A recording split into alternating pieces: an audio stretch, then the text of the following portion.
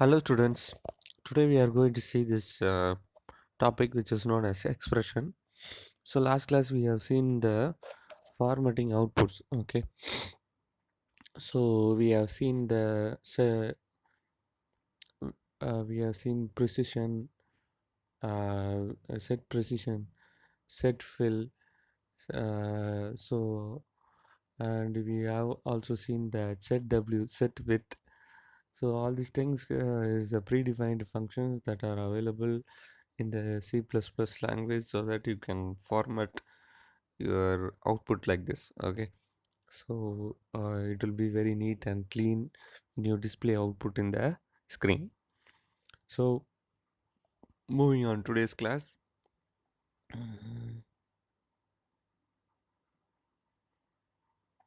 Expression. Okay, so an expression is a combination of operator constants and variables arranged as per the rules of C++. It may also include function call which returns value. Okay, which it returns value.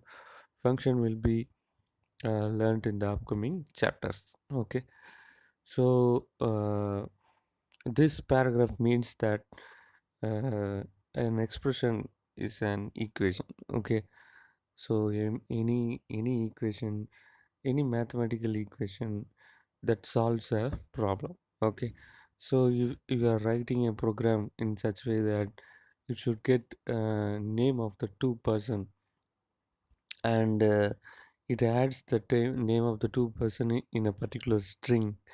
Then there will be a equation. Okay, so or else you have to find the gross salary of a person. So the program must get all the income of income of each month of a person. Then uh, there will be there will be a equation. Okay, so first month salary plus second month salary up to this salary of a particular year. Okay, so everything will be in a equation form. Okay, so this equation or this expression must satisfy the C++ rules. Okay, so it should end with a semicolon. It should follow the characters. It should follow the proper identifier rules. It should be proper in the keywords, and everything every rules must be followed. So this is expression. Okay, so we'll see the uh, different types of expression. And an expression may consist of one or more operators and zero or more operators, uh, operands and operators. Okay, so to produce the value in C++, there are seven types of expressions. There are constant, integer, float, relational, logical expression, bitwise expression, and pointer expression. So we'll see one by one.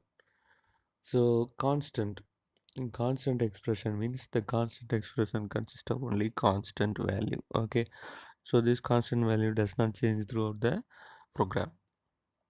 So and here you can see that they have given one small example. Int number is equal to 100. So this is not a constant, it is a variable. Okay, so you have to use a keyword which is known as const. Okay, in the previous topic itself we have seen what is const access modifier.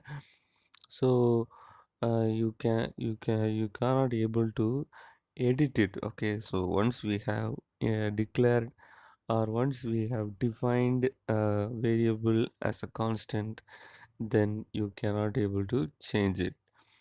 So that's what it's given here. Next, integer expression, the combination of integer and character value and or variable with a simple arithmetic operations to produce integer result is known as integer expression. So this is an integer expression. So this will do some simple arithmetic expression that will produce a integer valued output. Okay. So here you can see that sum is equal to number 1 plus number 2. Average is equal to sum divided by 5. Okay. So the second expression, average is equal to sum divided by 5, may produce a float. Okay, float expression. So we have seen next is the float expression. So a float expression means it produces a number which uh, which belongs to float data type. That means 5.115, so something like that. Okay, so that is a float expression. We'll see that too. Okay, so combination of values or any operation in between values that produce a floating point output is known as float expression. So next is relational expression. So here this relational expression compares two values and produce either true or false answer. Okay, so here you can see that first expression is x greater than y. Okay, so here the output will be true or false. So x greater than y, so x will contain some value and y will contain some value. Okay, so if x is greater than y, then you will be getting the answer as true. If y is greater than x, then you will be getting the answer as false. So, so all the other expression will give you the particular value, but here this relational expression will give you the uh, true or false answer. Okay, so next is logical expression. So this logical expression will also provide you the same result, true or false, but here you can check conditions. Okay, so here you can check conditions like the combination of values and are not variable with the logical operators such as and or not. Okay, so and means double and symbol, or means two pipe symbol, not means exclamatory symbol. Okay, so this logical expression will be used to check two conditions at the same time. Okay, so uh, you are eligible to vote. Okay, so if your age is above above 18 and your education qualification is equal to till 12th to pass, then you are ready to vote. Okay, so then uh, so these kind of two conditions or three conditions can be checked by using this logical operators, and the output will be true or false. Next is bitwise operator. So bitwise operator means you all know. Okay, the given the x value as the x variable has some value, so that value will be converted as binary and it will be shifted right. Okay, from left to right 3 position, and the new number will be stored here. Okay, so this is known as bitwise expression. Next is pointer expression. So this pointer expression uh, is we'll be reading in detail about this pointer expression. So pointer is also a variable. Okay, so this variable will contain address of another variable. Okay, so that is the pointer variable. So we know that what is variable is a memory location that stores some value. So this memory location will have some address. So pointer is a special variable that stores the address of another variable. Okay, so this kind of pointer expression can also be used. Okay, so next is type conversion. So here you can see that the process of converting one fundamental data type into another is called type conversion. C++ provides two types of conversion. Okay, so one is implicit implicit type conversion, and the second thing is explicit type conversion. So we'll see one by one. So in case you are in need of any type conversion, there are some default type conversion. So that is known as implicit type conversion. And the next thing is explicit type conversion, the conversion that we provide to the uh, compiler. So the instruction or or some program codes that will convert the given type into different data type. So that type of conversion is known as explicit type conversion. So we'll see one by one. So the first thing is an implicit type conversion is a conversion performed by the compiler automatically. Okay, so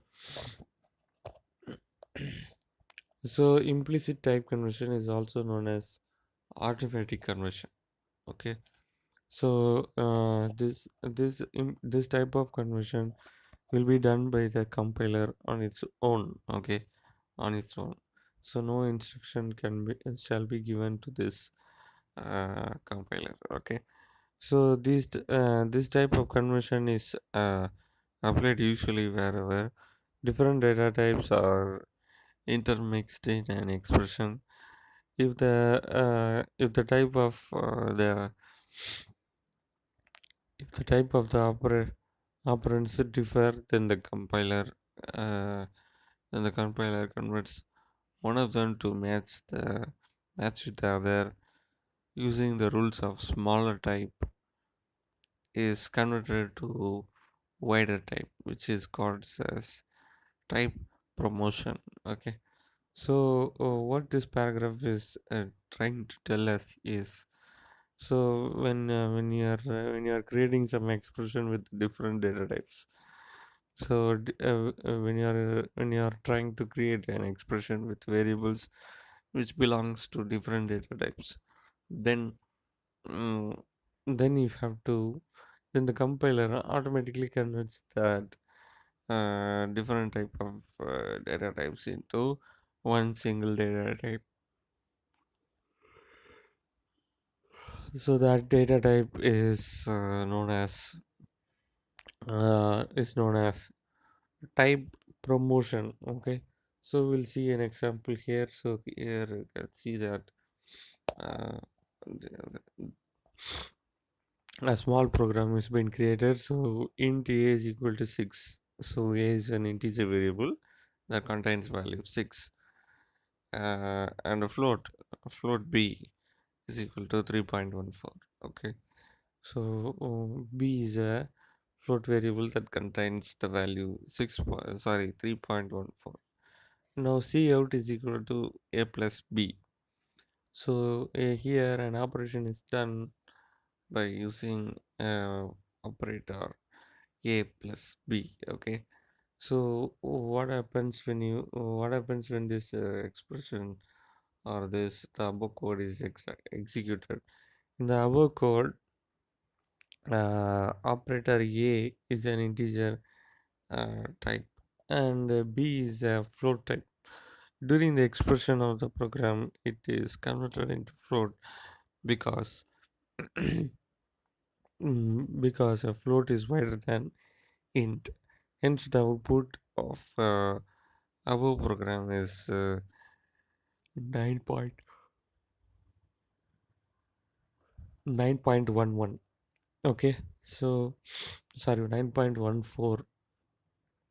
So the integer variable a is equal to 3. Okay, will be, sorry, 6. Integer variable a, which is equal to 6, will be partially converted as floated data type. Okay, so there is a table for this. Okay, from what data type to what data type can be converted. Okay, so here is the table. You can see that. So if you want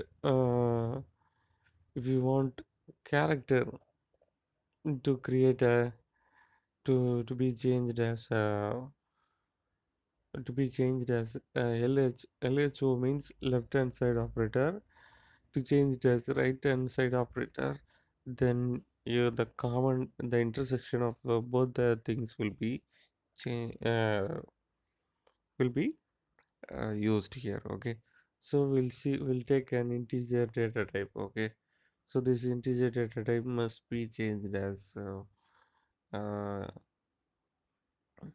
character data type. Okay, so then you can see that it will be taken as integer data type, since integer data type is wider than the character data type. Okay, so like this it will have this chart, and it will do all kinds of conversion uh, based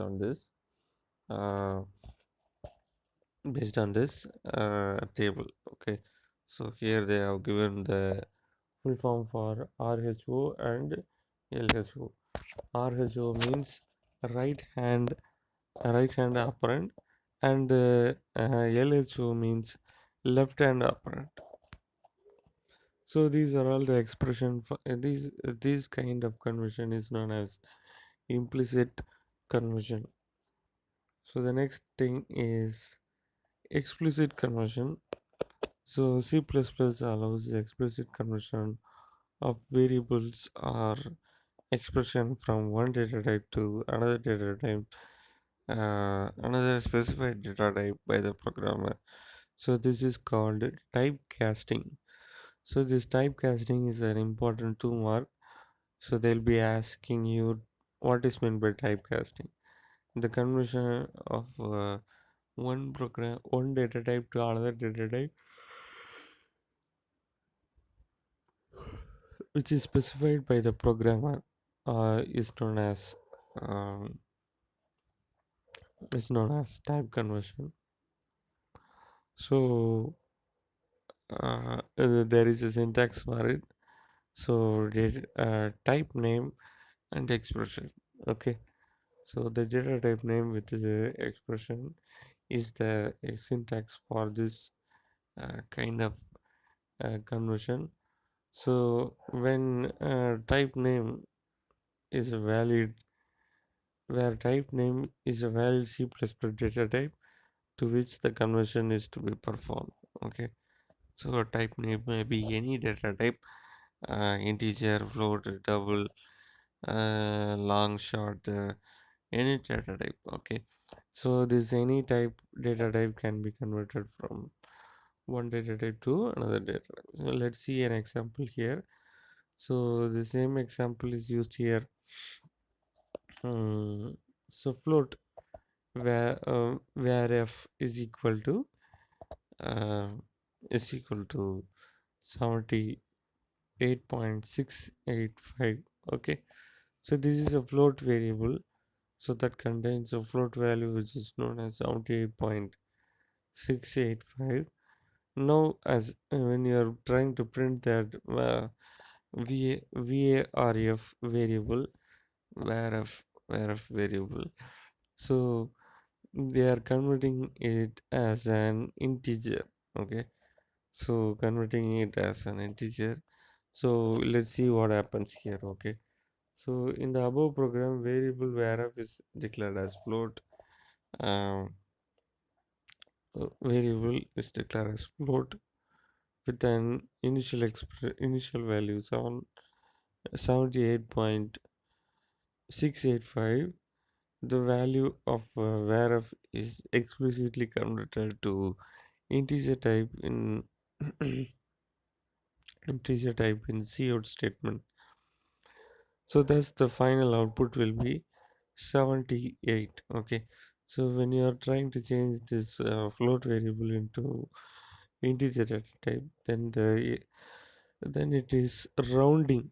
Okay, it rounds the value in the decimal part, and the fractional part is eliminated totally when you are converting from flash sorry, float variable to integer variable. So during explicit conversion, if you assign a value to a type of with a greater range, it does not cause any problem, because assigning a value of a larger type to a smaller type may result in losing or loss of precision values. Okay, so when you're typing, when you're storing this kind of larger wide range in a smaller uh, data type, then there is a possibility of losing some part of the data. Okay, so this is to be noted when you are doing some programs. Okay, so next is so the thing that you have to learn from this passage is uh, typecasting. Okay, so next is you can see that they have given one small pro, program.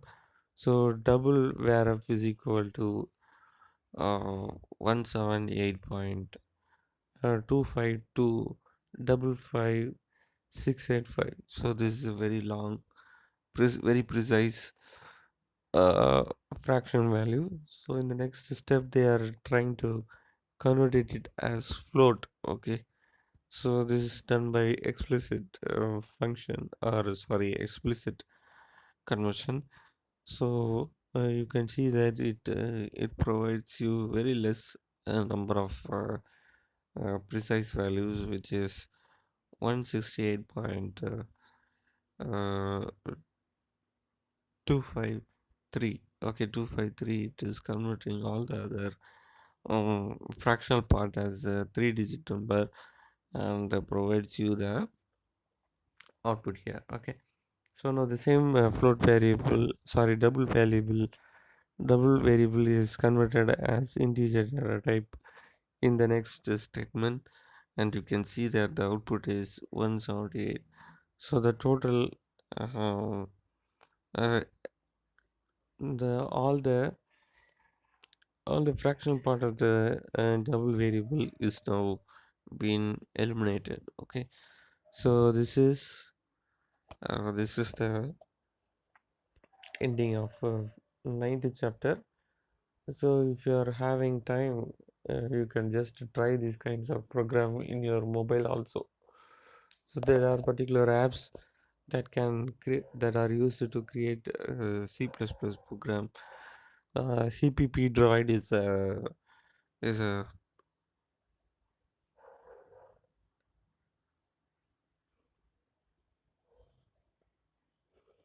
is a Android program that is used to create C++ program, and you can execute it, and even you can see the output of it. Okay, so if you are having time, you can try to create these kinds of programs. So this will be useful not only in the not only in this educational part, that and also to your career path. Okay. Mhm. So we'll see this points to remember here. So points to remember has some important points of this chapter, so that you can read it and get some ideas about the chapter. Okay, so here they'll be taking some 2 marks, okay, from this points to remember, so don't eliminate this points to remember. So every programming language has two fundamental elements: data types and variables. In C++, the data types are classified into three main categories: built-in data type, and user defined data type and a derived data type. So the variables are the namespace to hold the values of certain data type. Okay, namespace means reserved space. Okay, so that's why it's known as namespace.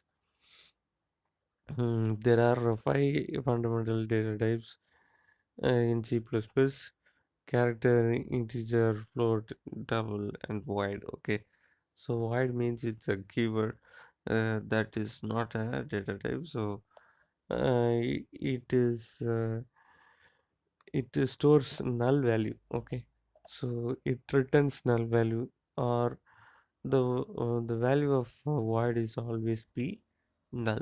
Okay, so next is so here you can see that this kind of important points is been uh, given here, so please take your time to read it. So with this we'll finish the class today. We'll see the rest of the things in the next class. Thank you, students.